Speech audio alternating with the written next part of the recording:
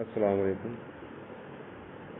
کیا عورت حیض کے بعد نہائے بغیر ہم بستری کر سکتی ہے؟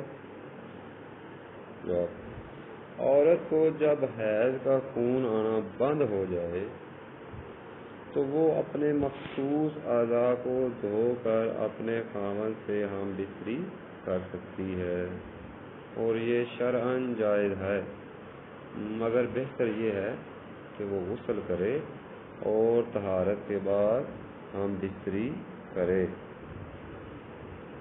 دوسرا سوال کہ کیا حائضہ تبرک یا نیاز کھا سکتی ہے؟ تو زمانہ جاہلیت میں مختلف اقوام میں حائضہ عورتوں کے بارے میں عجیب و غریب تصورات رائج تھے۔ ایام مخصوص میں انہیں نجس سمجھتے ہوئے باقیوں سے الگ کر دیا جاتا تھا۔ اسلام نے آ کر ان تمام تصورات کو باطل قرار دیا ہے، تاہم ان عورتوں کی آسانی کے لیے کچھ امور ان کے لیے ممنوع قرار دیے گئے۔ قرآن پاک میں اللہ کا ارشاد ہے: اور آپ سے حیض یعنی ایام ماہواری کی نسبت سوال کرتے ہیں تو فرما دیں وہ نجاست ہے، سو تم حیض کے دنوں میں عورتوں سے کنارہ کش رہا کرو، جب تک وہ پاک نہ ہو جائیں ان کے قریب نہ جایا کرو، جب وہ خوب پاک ہو جائیں تو جس رستے سے اللہ نے تمہیں اجازت دی ان کے پاس جایا کرو، بے شک اللہ توبہ قبول کرنے والوں سے محبت فرماتا ہے اور خوب پاکیزگی اختیار کرنے والوں سے محبت فرماتا ہے۔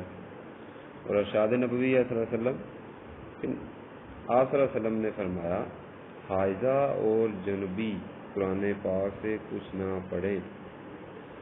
تو مدت حیض میں دونوں خونوں کے درمیان جو پاکی واقع ہوں وہ حیض ہی ہے۔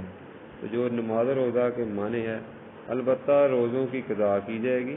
مسجد میں داخل ہونے، طواف کعبہ، قربت تلاوت قرآن اور طواف کعبہ اور قربت تلاوت قرآن اور بغیر غلاف قرآن چھونے کی معنی ہے۔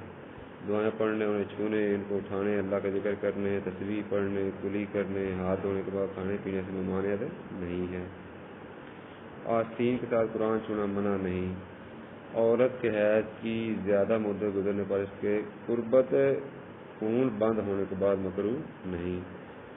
تو درج بالا ممنوع امور کے علاوہ تمام کام کرنا جائز ہیں، اس لیے حائضہ متبرک کھانا، نیاز، لنگر وغیرہ کھا سکتی ہے۔